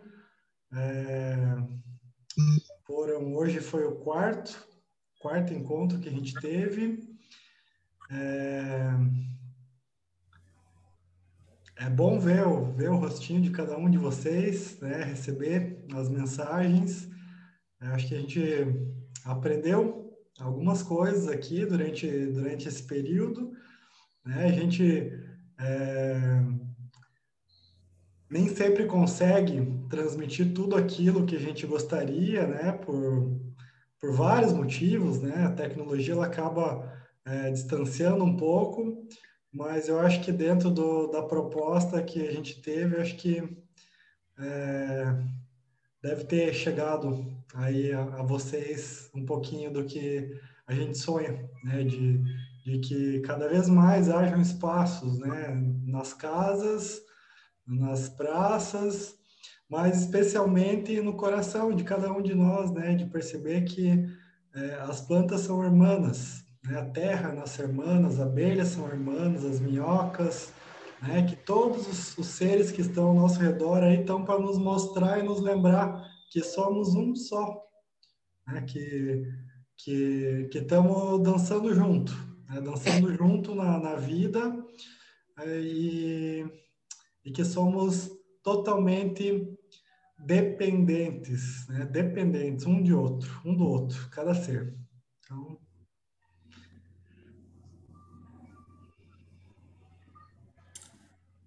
Então, obrigada, gente, por essas semanas aí de aprendizado, de ensinamentos, de companheirismo.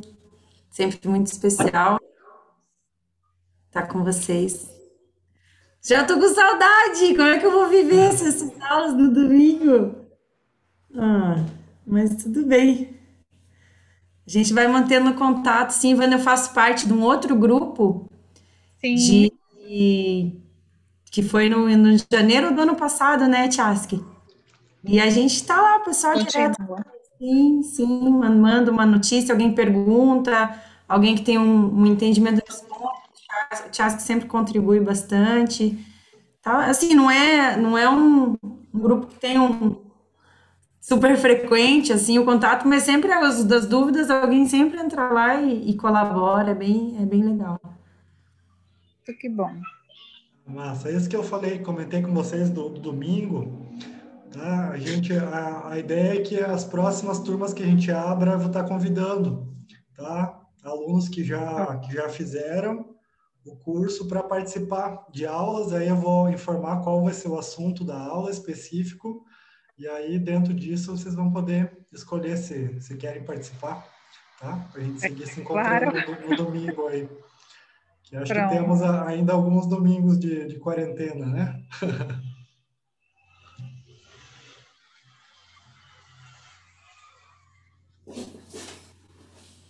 Jamita, Bueno, mandar un abrazo muy grande para todos vocês y den un tiempo para plantio, para plantar, porque no solamente que van a mejorar a sua dieta, vão melhorar seu corpo pelo exercício físico, vão melhorar como enxergam o contato com a natureza, que é muito importante nesta época. Neste momento, o contato com a força que faz que de um pedacinho assim pequenininho cresça uma planta de tomate, essa força é o que a gente precisa de recuperar, de reconhecer e reencantar-se com essa força, para que a nossa vida não esteja tão cheia de vida artificial e que seja a vida real que nos mostre o caminho. Por isso a horta é tão importante. Assim que espero que todos vocês sigam plantando, que confiem e que brinquem muito, tenham hortas muito bonitas, mandem fotos aí no grupo para a gente compartilhar. Eu queria fazer uma última contribuição, mas não é nenhuma pergunta. É só trazer para vocês aqui o que aconteceu umas 2 semanas atrás. Tem um pé de amora aqui bem perto da minha casa. E a amora, ela é muito sensível, né? Ela é muito notório, assim, o quanto que ela interage com as estações, com as coisas. Então, ela foi a primeira que começou a soltar as folhas no ano passado, daí foi a primeira que soltou as folhas próximo da primavera, foi a primeira que teve frutos, teve muitos frutos. E agora, quando foi para começar o inverno, para começar o outono, ela já começou a soltar as folhas dela, assim, né? E aí eu estava recolhendo esses dias folhas na rua, ali nela, né, para minha composteira.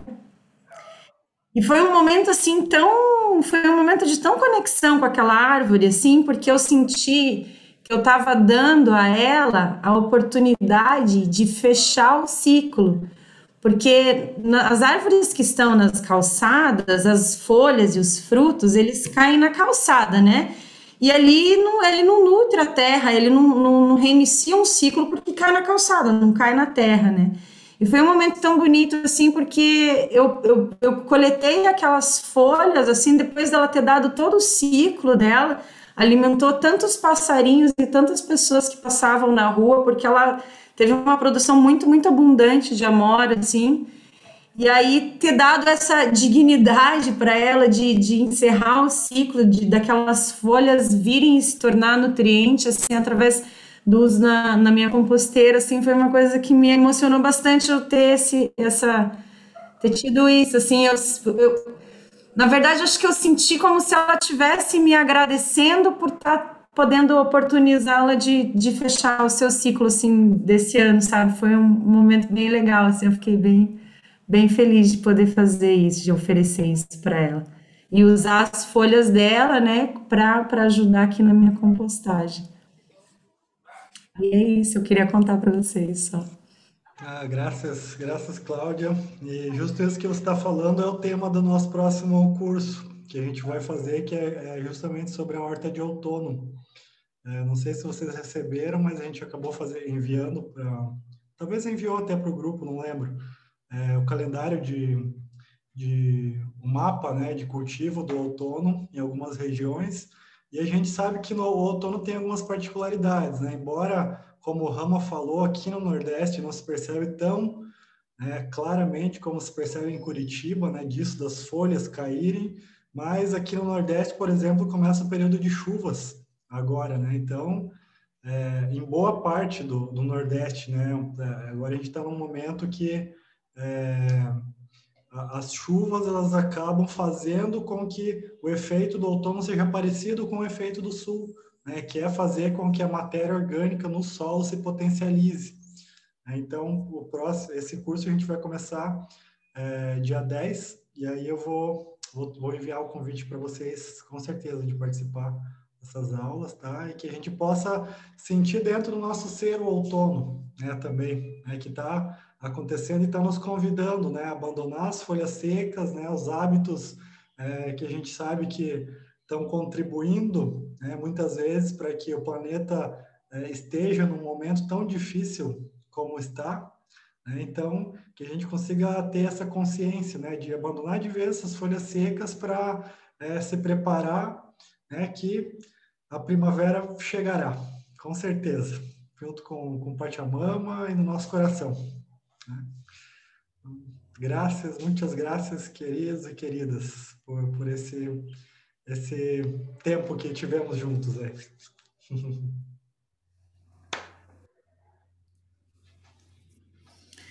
Um abraço, tchau. Um abraço, gente. Tchau, tchau. Tchau, tchau a todos. Tchau, tchau.